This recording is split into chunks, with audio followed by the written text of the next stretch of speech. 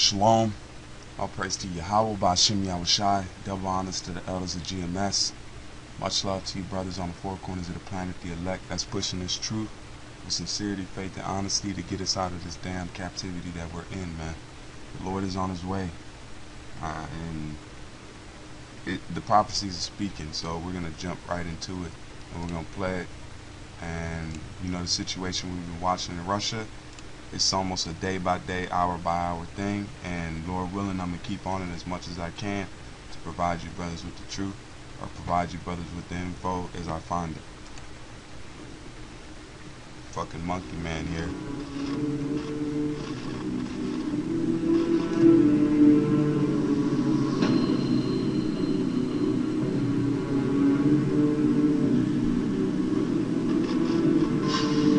Well, I mentioned before the commercial break that Jennifer Griffin would be joining us from the Pentagon, and there are new developments that have just come in. I've now been led to believe that the United States is about to send fighter jets to Poland in an effort to pressure Vladimir Putin. Jennifer Griffin now at the Pentagon. Jennifer, what are the details on this? Shepard, we've just learned the Pentagon is sending 6 F-15 fighter jets to Poland, also an air refueler. After relative silence from the Pentagon and NATO when the Ukraine crisis broke out, Hagel outlined the steps now being taken by the Western military alliance.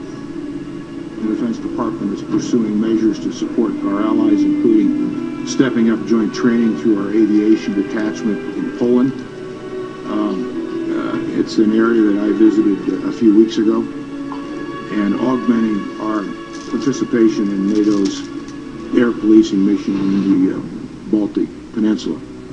Hagel also said NATO's Supreme Allied Commander, General Philip Breedlove, is convening Central and Eastern European chiefs of defense as a move of solidarity. And just moments ago, NATO announced it would no longer need Russia's help to protect the U.S. vessel, the MV Cape Ray, that is being used to destroy Syria's chemical weapons. The Pentagon has suspended all military engagements with Russia, including 2 upcoming exercises involving Russia, Norway, and Canada. There is one good reason that some in the Pentagon have been reluctant to take Russia head-on over Ukraine. For one, Russia controls a very essential supply route into and out of Afghanistan, which will... Let me read this real quick. This is the book of Obadiah 1, verse 15. And it says, For the day of the Lord is near upon all heathens. As thou hast done, it shall be done unto thee. Thy reward shall return upon thy own head.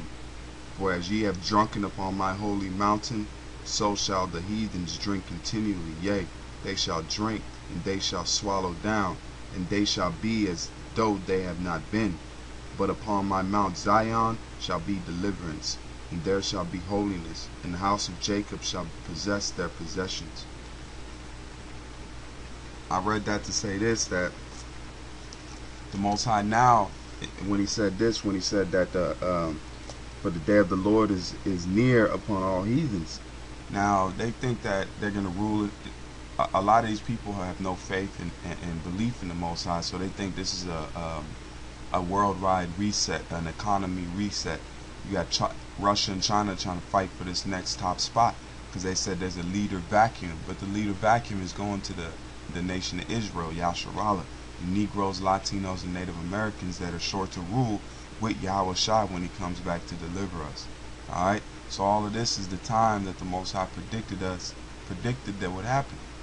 Be needed in order for the U.S. to withdraw from Afghanistan by the end of the year. The route is known as the Northern Distribution Network, and the Pentagon has grown to rely on this shipping route that crosses through Russia since Pakistan has closed the 2 main, more direct border crossings out of Afghanistan to punish the U.S. and NATO for drone strikes targeting the Taliban and Al-Qaeda leaders in Pakistan. This has led to the Pentagon being forced to use the longer, more costly supply route through Central Asia and Russia, a supply route that gives Russia a lot of leverage over the U.S. military in Afghanistan, where, of course, there are still more than 33,000 U.S. troops, Shepard. All right, we're going to get into the next one. So that shows you right there that United States is not saying it in the main news, but there's so much alternative media that they're showing that the United States is looking weak, man. The U.S. is looking weak, and one thing you don't want to do is look weak. Once you look weak, weakness kindness is a sign of weakness, Weakness is a sign of weakness, and they'll take advantage of it. Everybody's not copacetic in the world, and everybody holding hands. Okay, stuff is really they're fighting for that top spot. That top spot equals the rulership of the world. But we know these elites are doing that to escalate this situation so they can push forth their agenda. All right, but it's the Most High's agenda at the end of the day. See my name in shining stars. A different city every night. Oh, my eyes set. The world better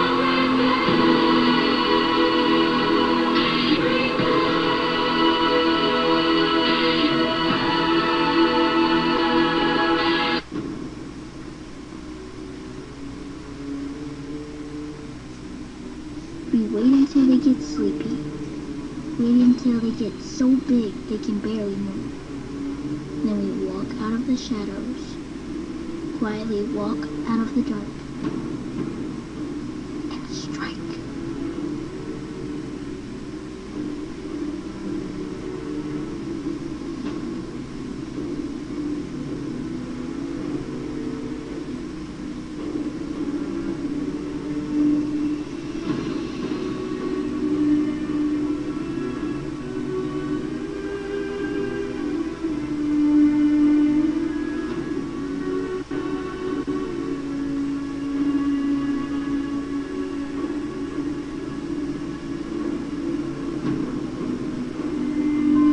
8 minutes before the hour now, and as Russia amps up the tension, we're learning the United States military has pledged to boost its aid to an air base in neighboring Poland.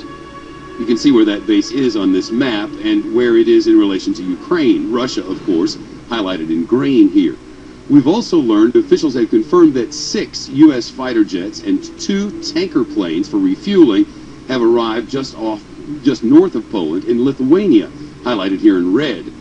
Meantime, the Ukrainian Ministry of Foreign Affairs confirms to Fox News that the Russian Navy has sunk one of its own ships in the waters off Crimea in an effort to create an obstacle for the Ukrainian Navy. Jennifer Griffin's live at the Pentagon with more military deployments. Hey, Jennifer? man, that don't look like Shepard, Russia continued its efforts to consolidate its hold over Crimea today. We now have footage of the Russian Navy taking this dramatic action, sinking one of its own anti-submarine vessels at the entrance of a strait used by Ukrainian naval vessels, trapping those Ukrainian ships in port and preventing them access to Danislav Lake, to the Black of the Russian Navy. Let me go back.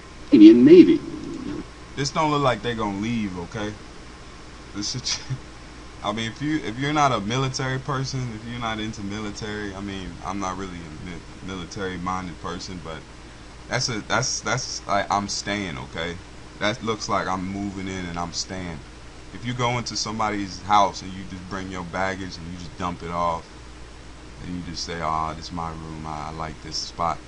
They pretty much moved this carrier in. They might have had it there prior knowledge, okay? Things like this just doesn't happen. Like, they just didn't, oh, let's just sink this carrier. No, it was there for a reason at a time. So they've been plotting this.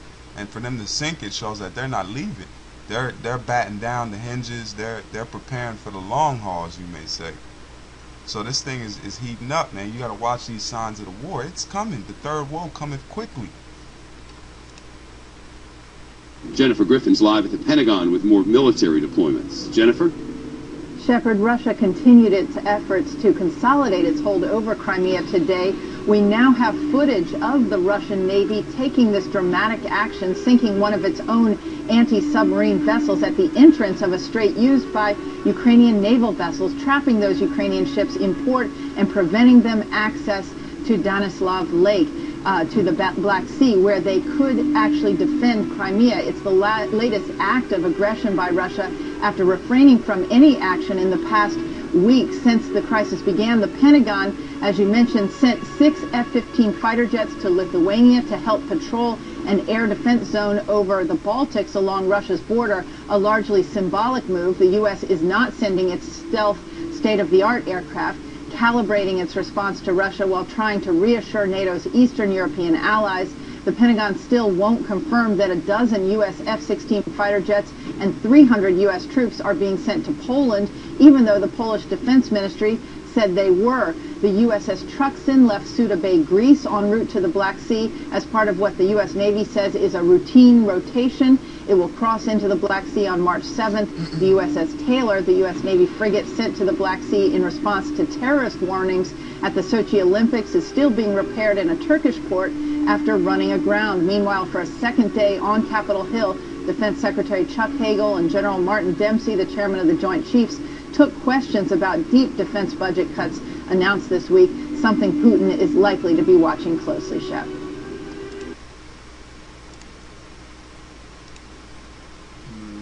play this video. March 6, 2014. Over at Turner Radio Network. This is big, folks. U.S. satellite detect planes at Russian nuclear weapons storage facility. Now that in and of itself is not huge, because as of yesterday there were only 2 bomber aircrafts at the airport, but planes are there.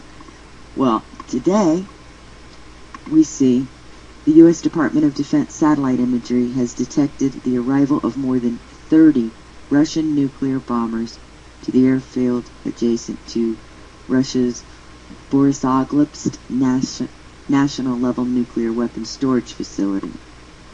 And they've observed numerous transfers from the storage facility to the aircraft, which are now standing by along the 2 runways at the airport. As shown in the map below, the Borisovsk national level nuclear weapons storage facility is located, and they give the latitude and longitude, near the cities of Pesky, Urupinsk, Balazov. Understand I'm not Russian, so my pronunciation is definitely going to be off here. But that's about 590 miles east of Kiev, Ukraine. Now, according to sources from the National Reconnaissance Office, yesterday there were only 2 bomber aircraft at the airport to the east of the storage facility, and that is typical for this facility, and those aircraft can even be seen in old images. There's a link there. This site will be linked in the article associated with this video. Early on March 5th, U.S. satellites captured an image showing many bombers aircraft had arrived at the base. Later on March 5th, a U.S. stealth surveillance drone flown over a Russian base showed more than 30 such nuclear bomber aircraft had arrived at the airfield. Numerous transfers were observed by U.S. satellites between the nuclear storage facility and the newly arrived aircraft. Those aircraft remain on the runway at the local airport at this hour, several with what appear to be auxiliary power units attached, indicating the aircrafts are on standby for immediate deployment. Now, as I said, the rest of this will be linked in the article associated with the video, but we have to ask ourselves, what is Russia planning? I mean, that's a lot of nuclear firepower there. Now, it says clearly Ukraine poses no threat whatsoever to Russia, which begs the question, what is Russia preparing for? They certainly are not going to bomb Ukraine with 30 nuclear bombs. So what other targets do they have in mind? Western Europe? Now, if Russia does decide to start an all-out war, well, what everybody's been warning about, this World War III, and you have detractors saying there's no way it could happen, it could. Or this could just be Russia saying, this is what we've got, we're prepared, we're ready, come at us. Now, who's going to be... Come get it. You hear that? Come get it. That's what they saying. That's the Lord, but hey, man, that's the Lord that's heating this up, man. He's working for us, brothers. Y'all should be so happy, man. I mean, he's been telling us, and it's a good feeling, man. We almost hell out of this damn captivity, man. Our salvation is... Let me just get it, man.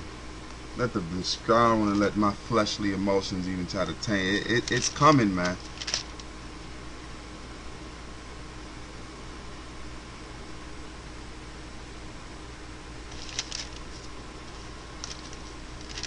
This is Romans 13 and 11, and that knowing the time, that now is high time to wake out of sleep, For now is our salvation nearer than we believe. Let me get this Habakkuk real quick to show you, man, it's coming, man. The time we live in is beautiful times. We almost the hell out of here. This is Habakkuk 2 verse